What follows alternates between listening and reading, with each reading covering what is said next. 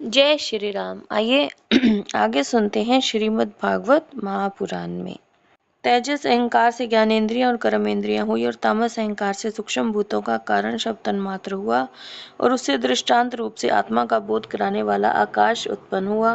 भगवान की दृष्टि जब आकाश पर पड़ी तब उससे फिर काल माया और चिदाभास के योग से स्पर्श तन्मात्र हुआ और उसके विकृत होने पर उससे वायु की उत्पत्ति हुई।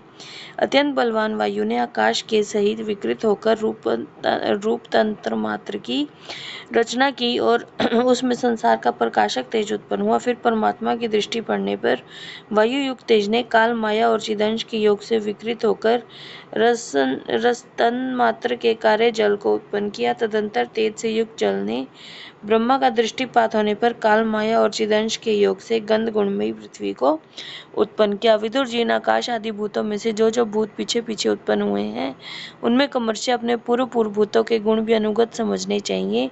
ये महत्व आदि के अभिमानी विकार विक्षेप और चेतनांश विशिष्ट देवगण श्री भगवान के ही अंश है, किंतु पृथक पृथक रहने के कारण जब वे विश्व रचना रूप अपने कार्य में सफल नहीं हुए तब हाथ जोड़कर भगवान से कहने लगे। देवताओं ने कहा, देव हम आपके चरण कमलों की वंदना करते हैं।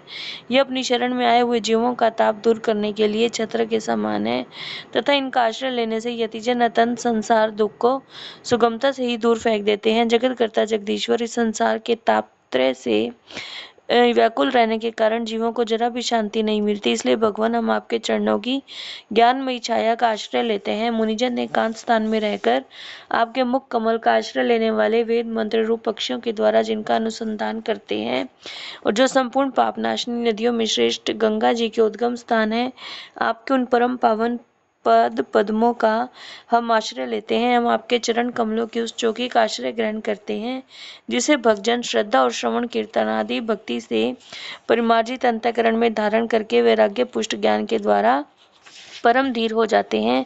ईश आप संसार की उत्पत्ति स्थिति और संहार के लिए अवतार लेते हैं, अतः हम सब आपके उन चरण कमलों की शरण लेते हैं जो अपना स्मरण करने वाले भक्त जनों का अभय कर देते हैं। जिन पुरुषों का देह गेय उनसे संबंध रखने वाले अन्य तुच्छ पदार्थों में अहमता ममता का दृढ़ दुराग्रह है, उनके शरीर में अंतर्यामी रूप से रहने पर भी जो अत्यंत दूर है, उन्हीं आपके चरणार वृंदों को हम भजते हैं।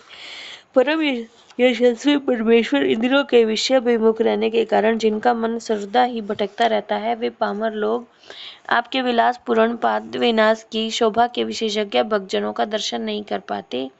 इसी से वे आपके चरणों से दूर रहते हैं। देव आपके कथामृत का पान करने से उमड़ी हुई भक्ति के कारण जिनका अंतःकरण निर्मल हो गया है, वे लोग वैराग्य ही जिसका सार है, ऐसा आत्मज्ञान प्राप्त करके अनायास ही आपके बैकुंठ धाम को चले जाते हैं। दूसरे धीर पुरुष चित्त निरोध रूप समाधि के बल से आपकी बलवती माया को जीतकर आप में ही लीन हो जाते हैं, पर उन्हें श्रम बहुत होता है, किंतु आपकी सेवा के मार्ग में कुछ भी कष्ट नहीं है।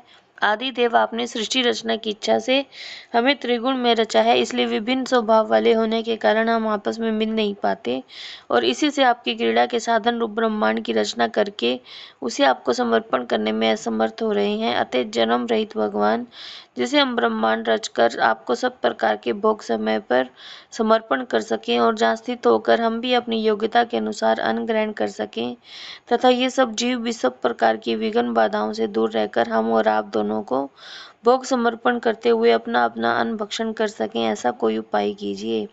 आप निर्विकार पुराण पुरुष ही अन्य कार्यवर्ग के सहित हम देवताओं के आदि कारण हैं। देव पहले आप अजन्माही ने सत्वादि गुण और जन्मादि कर्मों की कारण रूपा माया शक्ति में चिदाभास रूप स्थापित किया था। परमात्म देव महतत्वादि रूप हम देवगण जिस कार्य के लिए उत्पन्न हुए हैं उसके संबंध में हम क्या करें। देव हम पर आप ही अनुग्रह करने वाले हैं, इसलिए ब्रह्मांड रचना के लिए आप हमें क्रिया शक्ति के सहित अपनी ज्ञान शक्ति भी प्रदान कीजिए। इति श्रीमद्भागवते महापुराणे परमहंसायां संहितायां तृतीय स्कंदे पंचमो अध्याय। जय श्री राम।